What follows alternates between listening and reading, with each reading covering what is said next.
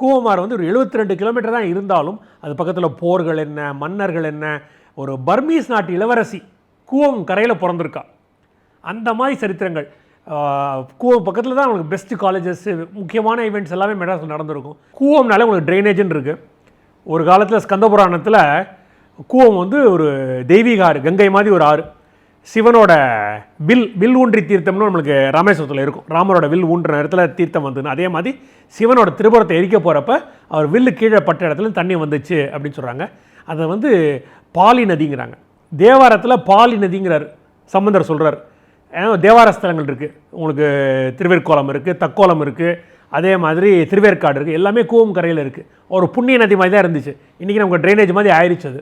So Cooum வந்து ஏன் டர்ட்டியாக இருக்குங்கிறது மக்களுக்கு புரிய வைக்கணும்னு நான் நினச்சோம் ஃபஸ்ட்டு. அது வந்து ட்ரைனேஜ் வாட்டர்னால மட்டும் இல்லை, நமக்கு குடிக்கிற தண்ணியில் கூவம் வந்து நிறைய தண்ணி கொடுக்குது. இந்த நகரம் வளர்ந்ததே கூவமோட தண்ணியை குடிச்சு தான் அப்படின்னு சொல்லிட்டு ஒரு மூமெண்ட் கொண்டு வந்தோம். அதான் உண்மை.